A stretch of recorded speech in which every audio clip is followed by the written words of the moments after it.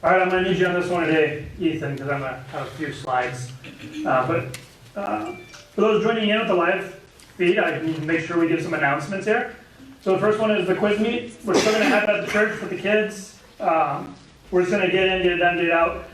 Maybe we'll record it so that some of the other family can see it if they want, because with shutdowns and everything, we're not sure if they're still going to have the Billings meet, the final quiz meet. So this could potentially be the last quiz meet of the year for them.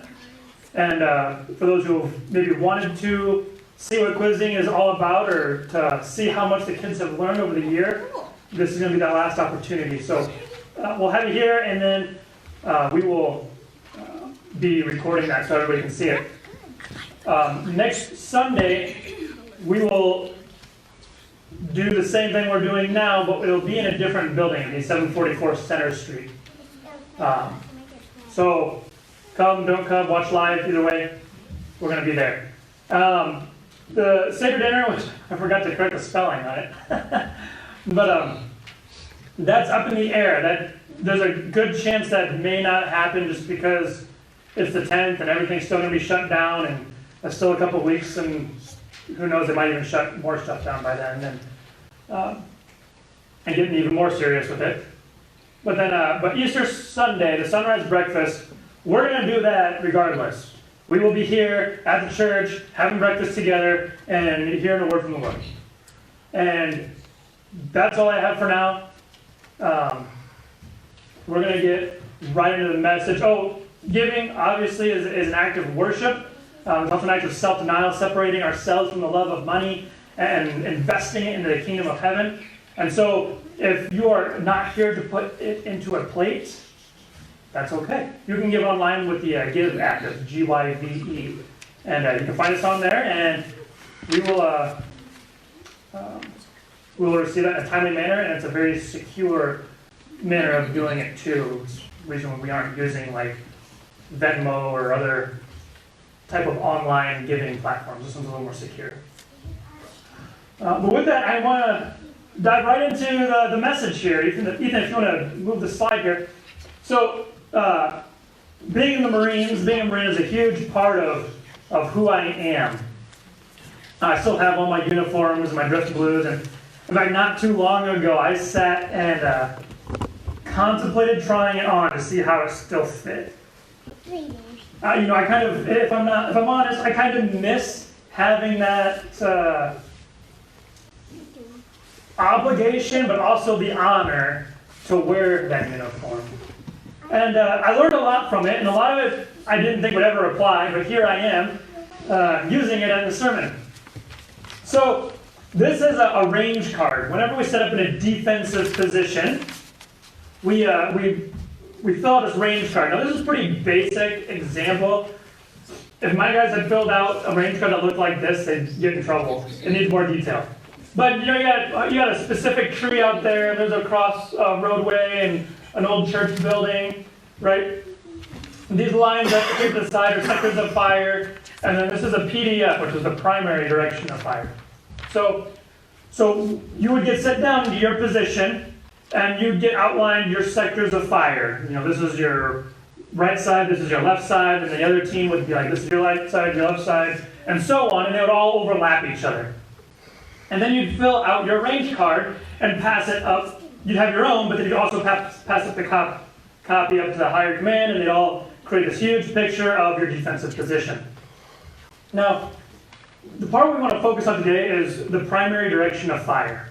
The area where, if you have like a machine gun, like this one's the M60 machine gun, whatever it is that you have, your main firing weapon, that points down the area where the enemy is most likely to come at you from. All right, the avenues of approach. Now, for this one, I think this is just an example. I don't know why they chose the direction they chose.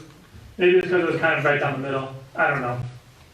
But roadways are a big one. If you have a roadway, you typically focus on a roadway because people travel on roadways. The most traffic that you see is going to be along a roadway. If you're like in this one, they have a Y intersection. So most likely you want to go through that Y intersection, right? But, well, maybe they decided not to do that because then they end up looking like they're pointing at a church building, and That's not going to be good either, because then they look like they're... We don't want to incite some kind of holy war, right? So, who knows their logic behind it? It was an example, but the idea is wherever the enemy is most likely to come at you, that's where you're going to point the machine gun. Now, that doesn't mean you don't cover your whole area, but especially a fixed machine gun, it's a little bit sometimes harder to traverse, and you're more accurate if you have it locked down. And so you have to unlock it in order to swivel it. But sometimes there aren't any roadways. And then you have to decide, well, where is the enemy most likely to come from? And this has little to do with where the enemy is located and relative to where you're located. Has very little to do with it. It actually has to do more with the terrain. I remember we were in Bridgeport, California once, and our company executive officer was this new lieutenant, and they think they know everything. Right, so he sets up this defensive position where we're at, and one of our machine gun positions was situated in a really odd place. I mean, we had to set up a 360, so it wasn't really anything ideal. But I'm going to try to use my body to gather a picture here. So you have a roadway, right? It's coming up this way. And we're going down a hill right here. We're on the side of this hill. And there's a flat plane, but then it's like a cliff. It just drops off. And it drops all the way off, and then there's a big, huge mountaintop right here and another mountaintop. And the machine gun position is right here on the side of the hill. And he had them pointing this direction, you know, like where the roadway and the mountain meet, and then the road would actually curve down this way because of the cliff here, right? So he had our machine guns pointed at a cliff. What is the likelihood that the enemy is going to scale the cliff to come to us, right? Not likely. But we have two mountains right here, like peaks. So most likely, in this position, they're most likely to come between those mountains, because nobody wants to scale a mountain and then come down a mountain during an attack, right? That would be hard. And so people would most likely follow the terrain. Now this, we recognize this when we go out there. If you have a really thick brush over here, and then it's a little bit more sparse here, and then really thick over here, people are more likely going to come from the thinner area, because it's going to be hard to maneuver through the thick brush. And so you'd point your weapons down that path, because that's most likely where they're going to come. It would be really hard to attack when you can't even get through the brush. Right? It would also be hard to defend yourself if you can't get through the brush. You're kind of stuck. When we are patrolling, when we're in the opposite positions, when we're the ones moving, going somewhere, we have to be cognizant of the world's ability to gravitate us in certain directions. We will move the way the terrain wants us to move if we aren't paying attention. And so what we would do is we'd set our path on a map. We had a topographical map, and this is the terrain, and this is how we're going to move. And in order to do that, we have to use the compass, right? The compass tells us where to go. And then when we shoot an azimuth, which is just the direction where we're going, in mils, because mils are way more accurate than degrees, we would shoot that, and then we'd look through a little finder that's got a really thin wire, and we'd find something in the distance, and then we'd walk to it. And we would do that so that we couldn't sway one way or the other. If you just took out your compass and you figured out what the, well, if you walk with it in front of your face, there's a good chance you're going to trip and fall and run into something, right? You're not paying attention, you're not looking out for what's going on around you. You could walk into a trap or other dangers. So you got to pull the compass down. So if you get the direction, and then you pull it down, and you just start walking, one stride that you take is longer than the other. Right? So if you didn't know that, one leg steps a little bit further than the other leg when you walk. And so if you were just to walk aimlessly or blindfolded, you would eventually make big circles. Because that one leg is shorter than the other. Or not shorter, but the stride is shorter. So you have to keep it straight. Not only that, but if there's terrain, you will naturally gravitate towards the easiest path to travel. And so you don't want to be in the valley of the mountain, but you don't want to be on the top of the mountain. So you want to kind of be on the side. And so it's hard to do. You have to maintain it. You have to be constantly aware and intentional about how you move in order to stay within the guided path. And that is what was the first thing that came to my mind when I read this passage here in Matthew 7. So if you haven't joined us in Matthew chapter 7, that's where we're at. We're 7 verse 13. Picking up where we left off last week. Remember, last week had all to do with judging others, right? Being humble, recognizing our value as holy and sacred, precious as pearls in God's eyes, and that when we judge others, when we have contempt towards others, we are condemning ourselves. And God doesn't want us to throw ourselves away, right? And so he asks for us to ask, seek, and knock for his will. And his will is to be reconciled both to him, to creation, and to each other. So coming right off the heels of that sermon, or that portion of the sermon, Jesus moves right into the narrow and wide gates. This is what he says. Enter through the narrow gate, for wide is the gate and broad is the road that leads to destruction. And many enter through it. But small is the gate and narrow the road that leads to life, and only a few find it.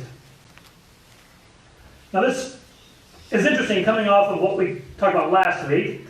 And as detailed as Matthew is, perhaps he did have it word for word, or perhaps he remembers elements and he's plugging them in, or perhaps this is actually a transition into the next portion of the sermon, which we'll cover next week, with true and false prophets and true and false disciples.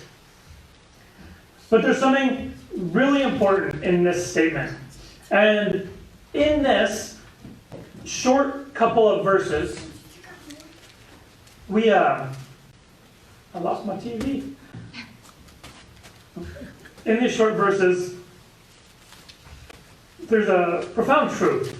But it's so simple, but yet it's not so simple to apply. Kind of like when I was in dog training, it was really a simple concept that you had to give the dog the reward at the instant that they perform the behavior. Because they don't have like this memory or this logic to remember that what they did a second ago is what they're getting rewarded for.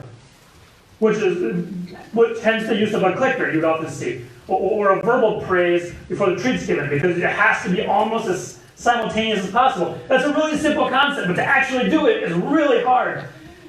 And so I'm thinking about this narrow gate, or this narrow path, and how hard it is to actually follow it.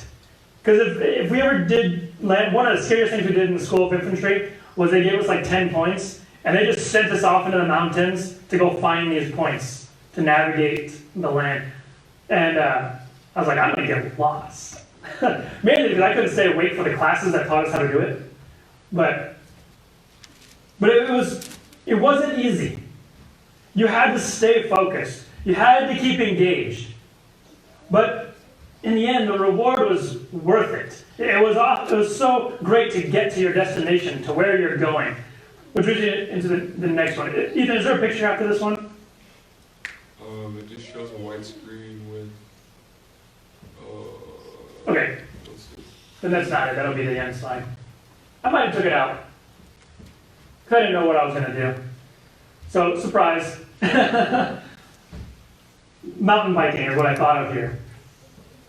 Yeah, that's what it has. Oh, okay. Yeah, you can go back. So, I really like mountain biking. When we were back in Iowa, we'd go to George with State Park. They also had the Cedar Valley Trails. And it's just a paved road, right?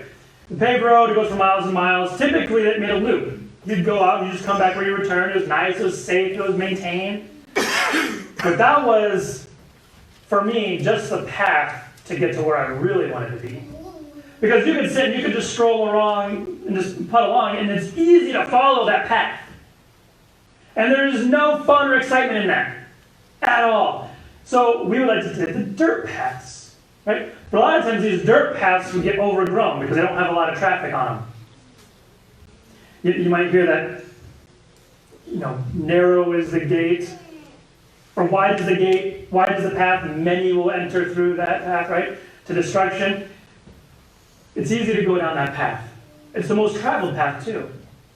But it was always hard to find a path that you come across, And it's slightly overgrown. You can just tell by the way the ground is packed that there's a path there. You have no idea what's 20 feet beyond the trees because it's all overgrown.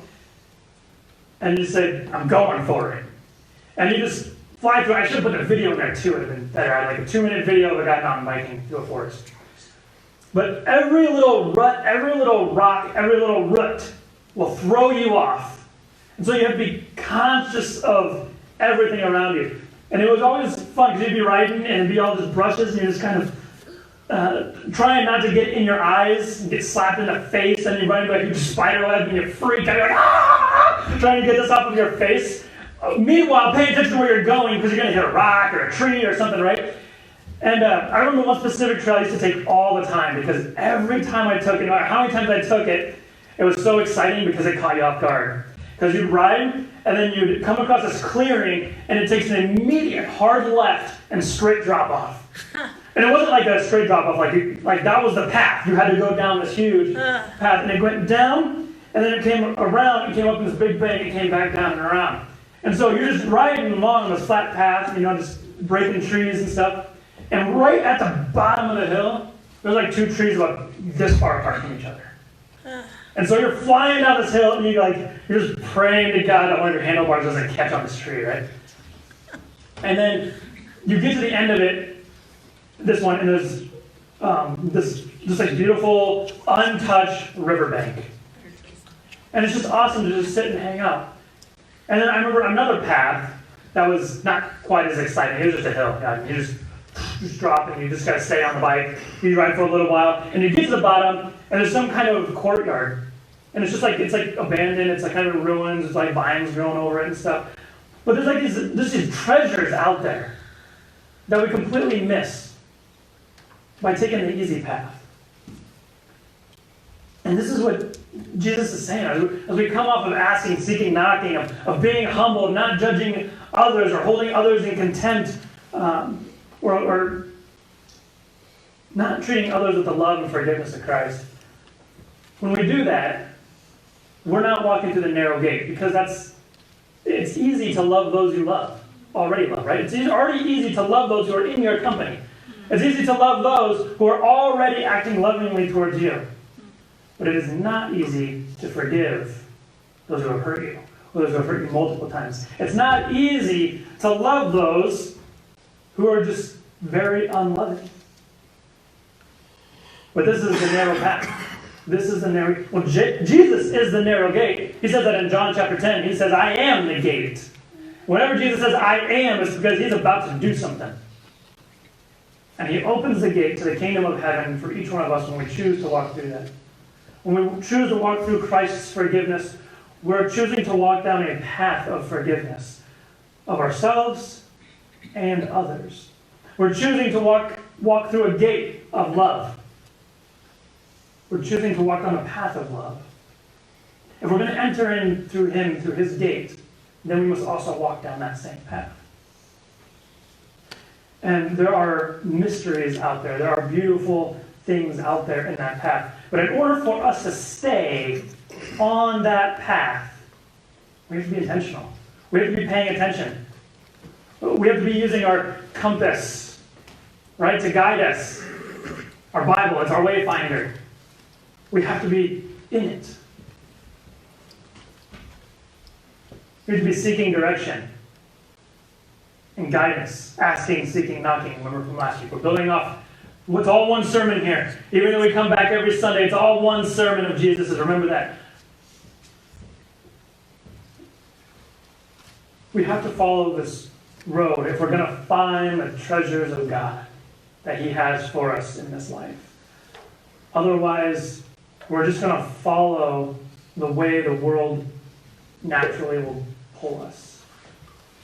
As in my terrain features, the world is shaped and carved out in certain ways which cause us to easily gravitate in the way it wants us to go if we're not diligent.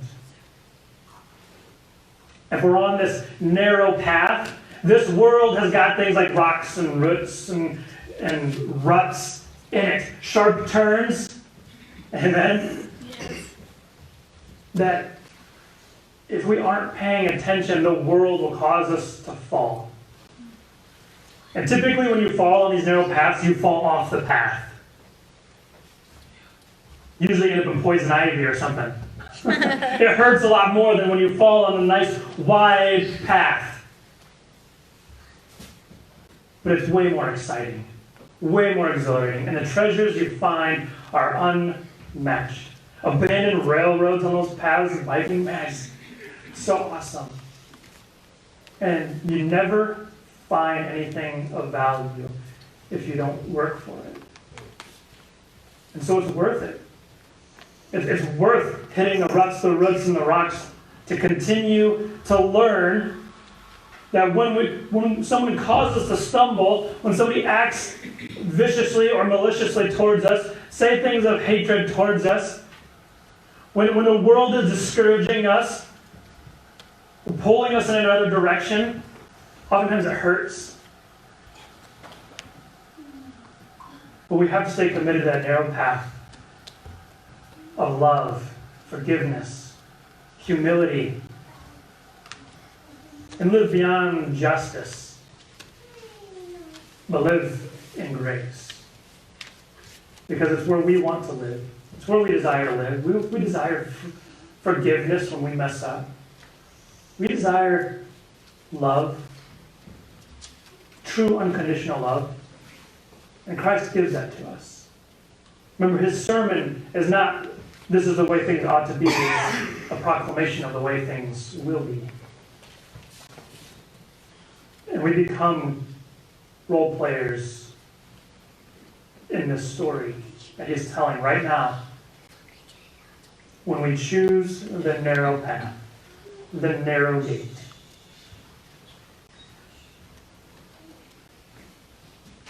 So I said, you bow your heads. Pray with me here. Lord, this life is hard enough as it is. All we really desire is to alleviate some of the stress and some of the tension that we face in this world. And we don't want to walk away from you, to stray away from you. We don't want to go towards a path that's going to lead us into destruction.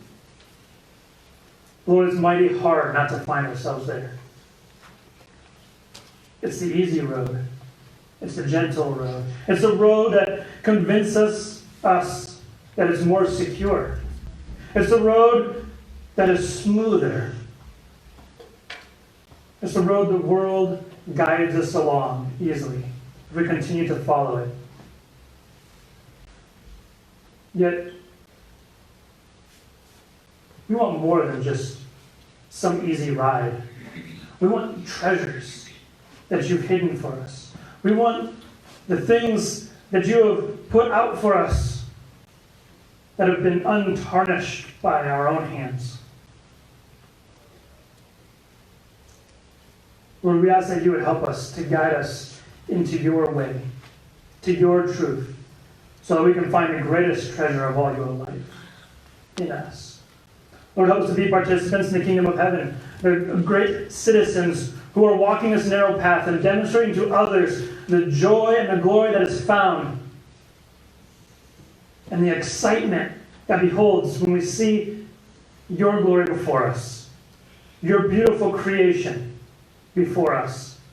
We see your beautiful creation in the mountains, in the wildlife, in the rivers. Lord, more than we see your beautiful creation in those who persecute us. We see your beautiful creation in those who speak ill of us, who talk down on us, who degrade us. Give us eyes to see through a lens of love that you saw us through when you died for us